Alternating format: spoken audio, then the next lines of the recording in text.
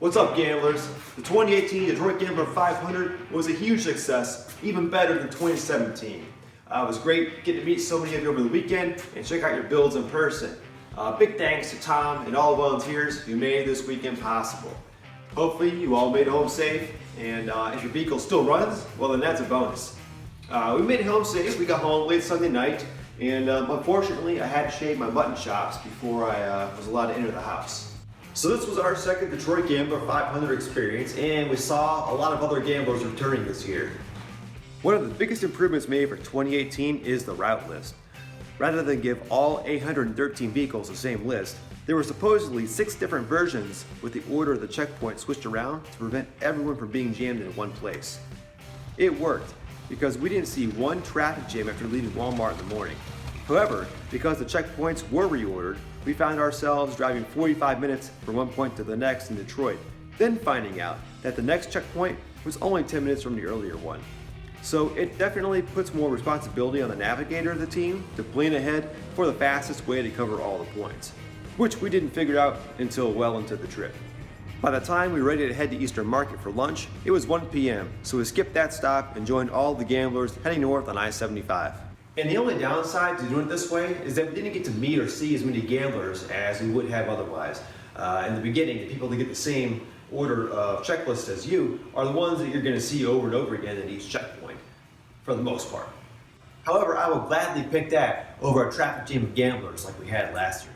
The off-road portion of the event was also well planned, with checkpoints labeled as easy, moderate, medium, and expert, so those who knew the limitations of their vehicle had a better chance of making it through. We were on a mission to recover gamblers this year, and between most vehicles being better prepared for the trails, such as bigger tires, lifted and skid plates, and the labeled checklists, we didn't come across too many stranded gamblers. The timed event was one of the most intense parts of the 2017 Detroit Gambler 500, so we kind of missed having that this year. But in reality, there's no way that would have went well with 800 vehicles. The Rose City Wells Challenge on Sunday morning was a fun alternative to the timed event. We rushed around to find as many wells as we could, taking time to get to know any gamblers we met at each well. And we actually ended up finding 19 total different oil wells. Now for 2017, we drove a true $500 car, the Wigmobile. We took a different route this year and took my 1985 Toyota pickup truck, obviously not a $500 vehicle, but our mission was to save some gamblers.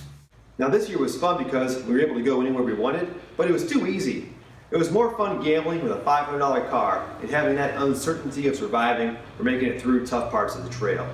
So we're definitely going to keep that in mind next year when it comes time to pick out our vehicle. Now last year we filmed as much as we could from start to finish of our Gambler 500 experience and produced an hour-long documentary that we split into 2 parts to upload on YouTube. This year, I'm going to be uploading a few shorter videos focusing on just the highlights of our adventure, and I'm working on those as you watch this. If you want to see the full Gambler experience from last year's event, I'll put links in the description. Thanks again to Tom Nardone and all the volunteers who helped create this action-packed, adventurous weekend for all gamblers to enjoy. We thank Michigan for being cool with having so many gamblers on the road and so many public off-road trails up north for us to explore. You know, since last year, I've pondered the possibility of maybe an Ohio Gambler 500, but we just don't have the trails like you guys have up there. Not to mention, our state highway patrol would have a field day pulling everybody over on the side of the road. So, Michigan, again, thanks for being awesome. Oh, and a special thanks, shout out to the guys from Team B who met at one of the oil derricks on Sunday. They actually sent us on our way with some Michigan brews, and how'd you guys know that I love wheat beers? One more thing, guys, going back to earlier about not getting to meet as many gamblers as last year and not being able to see all the vehicles. You know, 2018 had twice as many cars as 2017, so who knows how huge 2019 is going to be. I want to see what you all are working on and building more than one weekend out of the year. So if you got a YouTube channel, comment below so I can subscribe and follow you and see what you're up to.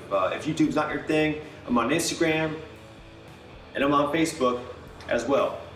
I love to see a build come together and then admire the final product in person at the Gambler 500. So hey, thanks for watching and always be gambling. We'll see you for the 2019 Detroit Gambler 500.